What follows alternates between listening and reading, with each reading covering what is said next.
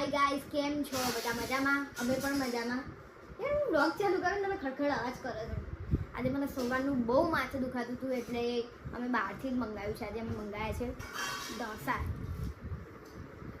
અને બધું લાવવાનું ડીશોનું કામ આજે સંભાળી છે આપણે.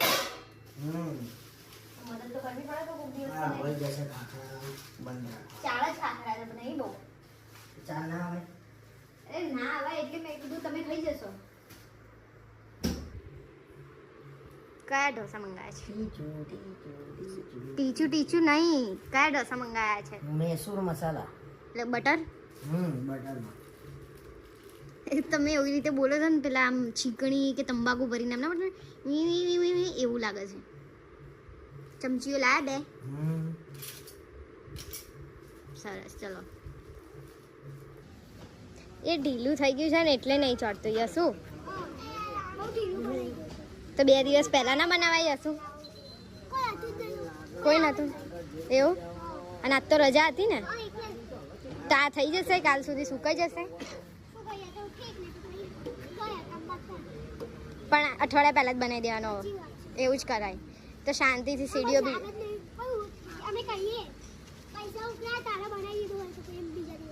હા ગબ્બર લેટ બનાવ્યો, આગલા દિવસે ના બનાવાય ને. હું એમ તો કહું છું, એક દિવસ પહેલા બનાવવાથી તો હુકાશે ત્યારે.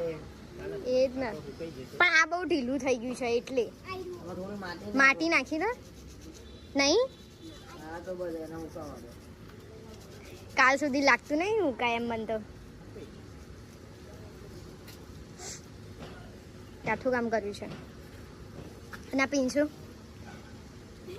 ટેન્શન મને બેટા ભાઈ આવ્યો એટલે ટેન્શનમાં જીવે છે. બે ભાગ થઈ ગયા. શું કરશું કે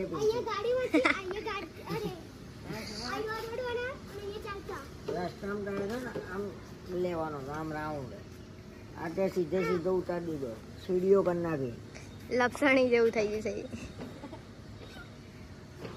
ચાલે હવે જે બન્યું એ પૂરું જ કરી નાખવાનું. હવે તો હુકા છે શાંતિથી રાતે. પણ આ ફૂટપટ્ટીથી પેલું આમ ના થઈ જાય સિલ્કી?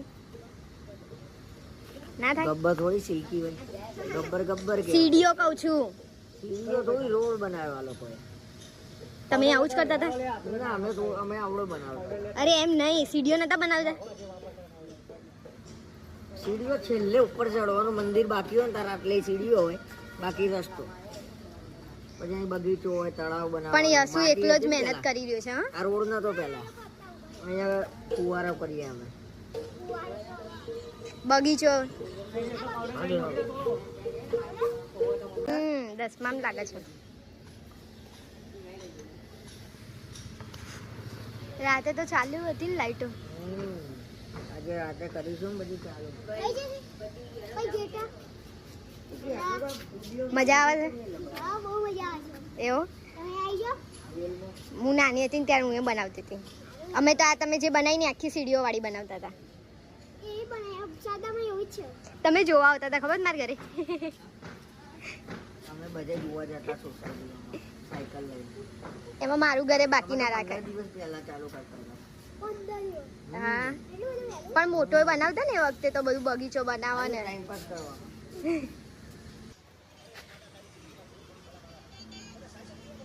આમ જો તો નાના છોકરાઓ જોડે નાની બની તું એ. અરે ના, એટલે આવું નતું ફાવતું લોકોને.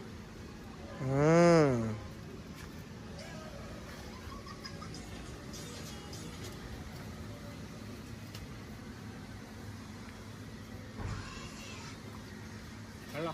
અરે પેલા ભાઈના કોને મને ફોન કરો. પાછળ રસ્તો બનાવ્યો લે તમે છેક. ઓહો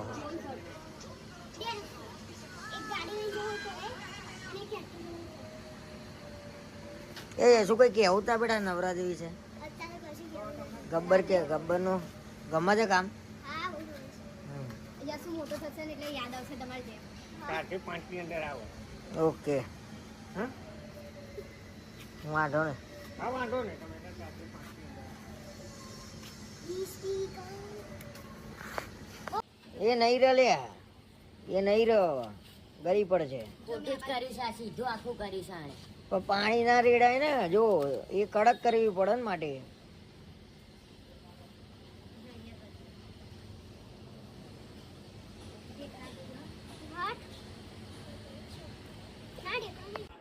હું અહીંયા પીવું છું ચા અને આ ખબર ફોનમાં શું જોઈ રહ્યા છે. મારે જોઈએ ચા બપોરે 3 વાગે તો ચા જોઈએ જ. બહુ વખારો કર્યો.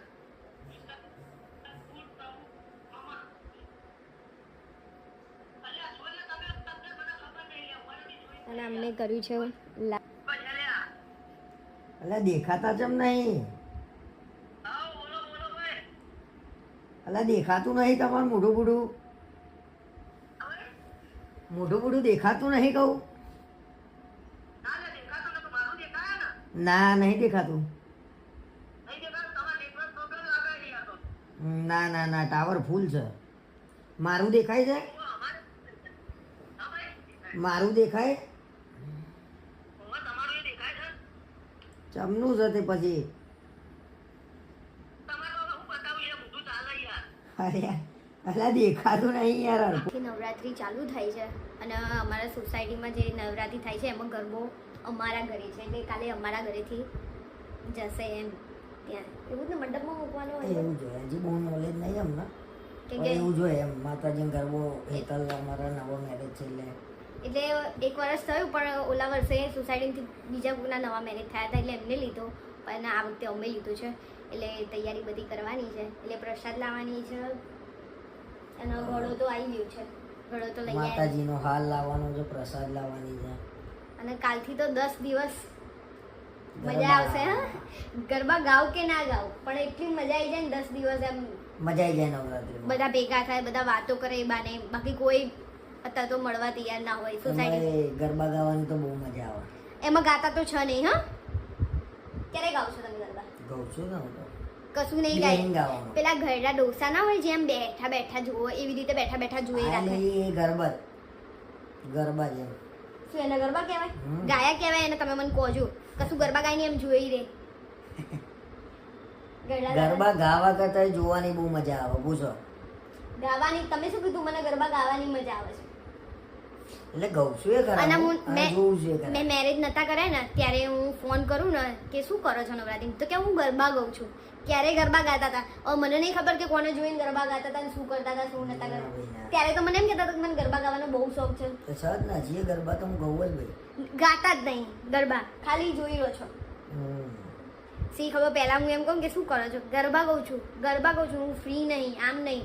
અને અત્યારે હું આવી છું હું જોઉં તો 10 દિવસ અહીંયા ગાડી હોય ને તો ડેકીને બેહી રહેશે. આવ્યા છીએ મારા વાણિયાના કપડા લેવા. લો હવે જોઈએ ગમે કઈ જગ્યાએ લેવાય? નરોડા ગામમાં. નરોડા ગામમાં પોલીસ સ્ટેશનની સામે. કયા આવે છે?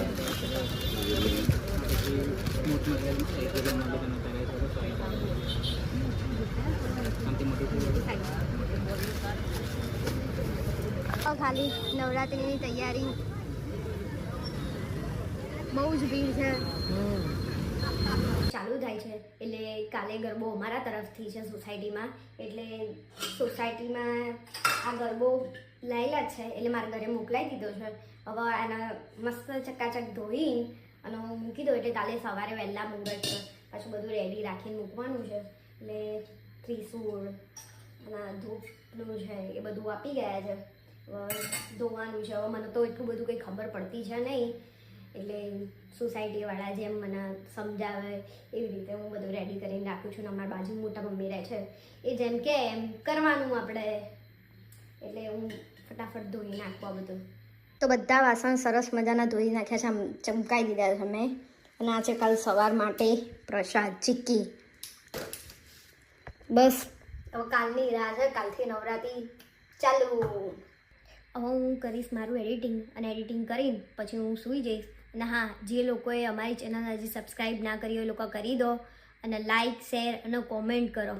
બસ તો આજનો વ્લોગ હું અહીંયા જ એન્ડ કરું છું.